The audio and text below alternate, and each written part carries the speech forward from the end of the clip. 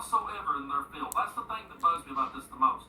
Someone can stand up with absolutely no experience in religion at all or Christianity at all. They don't even have to have ever read the Bible. Oh, you All fine they getting have to some do is ice stand up cream. and say, I've been called to preach. And they have got a built-in audience who are groomed from the time they're kids to automatically respect anyone that says that. I can't count the times in my life that someone said, yeah, little Bobby Leonard, man, he's been called to preach. Don't say nothing bad about him now. We can't judge. The Lord called him. Yeah, he came out one day and said the Lord called him, or his daddy had a dream about it, or his mama thought he would be a good one. And so now everybody sits back and lets these uneducated morons have a pulpit and a microphone, and they put money in the plate and donate to this moron, and allow him to say anything he wants to. And it's one of the most arrogant and condescending things that I've ever witnessed in my life. And I cannot stomach this type of preaching where it's like, yeah, I'm going to say something now. You guys just brace yourself. I'm going to say something, and a lot of you ain't going to like it, but I'm going to say it anyway because I got God on my side. And there's people sitting there going, yeah, he's fixing to say a big line of bullshit, but we got to stay quiet because he's the preacher and we're not. No, you don't have to stay quiet. You can stand up, and you can call bullshit, and you can walk out the door. I did when I was a kid. I was removed from Sunday school class because I asked too many questions.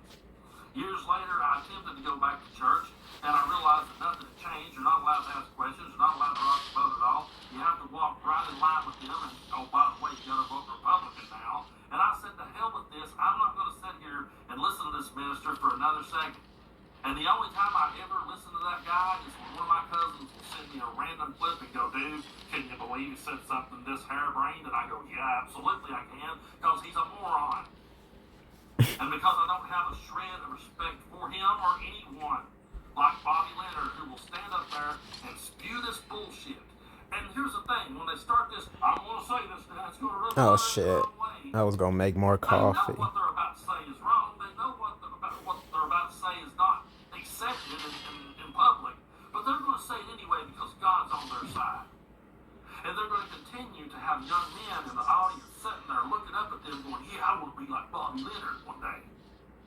And this may sound like one of the coldest things I've ever said, but I really don't care. I'm not passing judgment on everyone out there that ever became a minister. Okay, I'm really not. The Bible says in Matthew chapter 7, verse 1, judge not that you be not judged. I'm not trying to judge anyone, but the Bible also says you shall know them by their fruits. So what I'm doing here is I'm just simply being a fruit inspector. I have seen a lot of kids that grew up that didn't like being told what to do and didn't have a sense that God give a goose. And one day they realized, hey, you know what? If I just say I've been called to preach, nobody can question me anymore. I can spew my stupidity from one end of this town to the next, and they can't call me out no more because I got God on my side. Unfortunately, for some of those people, they had me in their family as a cousin who called bullshit, and they don't come around me anymore. And I have family members that says, you shouldn't talk anyway about him now. God called him. I am not going to sit there and listen to bullshit come out of a man's mouth like that and give him a pass because he said that God told him to say it. It's bullshit. It's absolute bullshit. And no one should ever sit under that. Listen, we all have a mind of our own, and we all have a voice of reason somewhere inside us that's there. And if you're sitting there at church, you can't sit there. This is what drives me crazy about this type of thing. There's people who I guarantee you goes to that church who, if you question them about that and said, well, hey, you know, what you think about what old Bobby had to say? Well, now I just go for the fellowship. I just go for the Lord. I just go to see people and hang out. Did you know you can hang out in all kinds of places and you don't have to hear a moron like that say a word?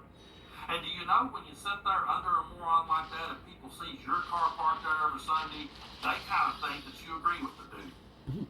They kind of think you're guilty by association.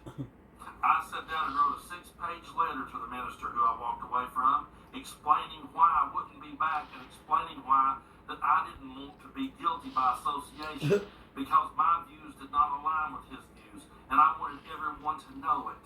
And I made sure I went out of my way to let everybody know I do not go to that dude's church anymore. I do not agree with what he has to say. My views in no way, shape, form, or fashion align with his at all. You can do that too. You don't have to sit there and entertain these people just because their mama had a dream that she saw them preaching, or they smelled fried chicken one morning and decided to be a Baptist preacher. You don't have to. You don't have to sit there and listen to that. But old Bobby, I reckon he went out and put it on his sign and said, "I'm sorry for any hurt. I was wrong." Oh, really, Bobby? You was wrong? Thought you had God. Thought you was called to do that. I thought God told you to say that. I thought you didn't care who you made mad. You was right, man. You didn't care who you offended. You knew you was right. Yeah, once people called you out on your bullshit, you went out and stuck up a little sign, "I'm sorry, I was wrong."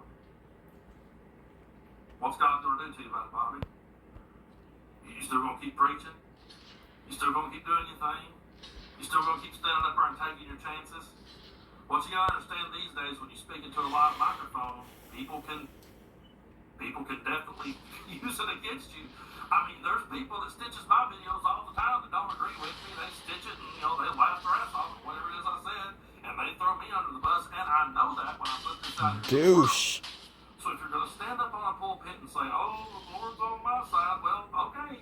Go ahead and say whatever you want to. There's going to be people holding you accountable. And people like me will always point it out. I will never fail to point it out because I'm so sick of uneducated people who wants to dodge any and all accountability and wants a built-in scapegoat, saying, "I got called to preach," and the Brando's supposed to respect them. I don't in the least, and I never will.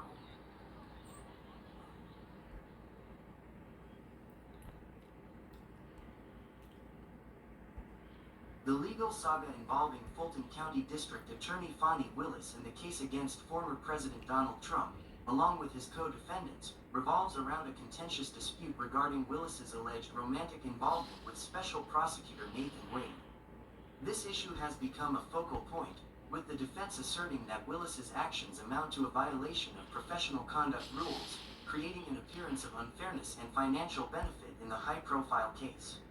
Well, what that got to do with fucking Trump? The timeline of the romantic relationship between Willis and Wade, a critical aspect. That ain't got shit to do with the price of tea in China.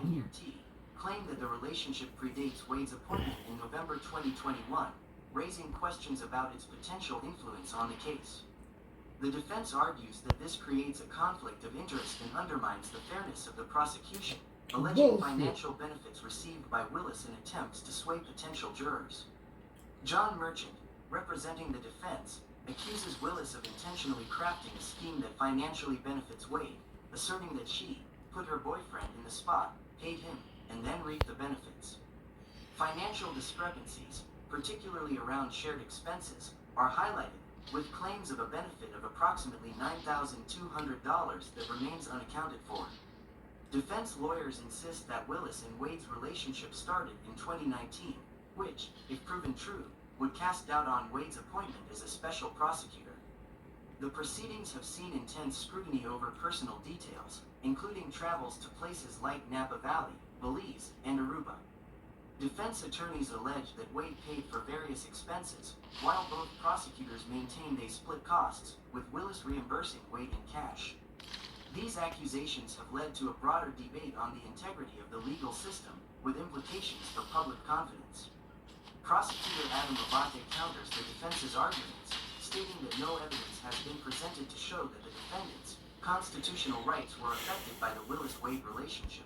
Okay. He reiterates that there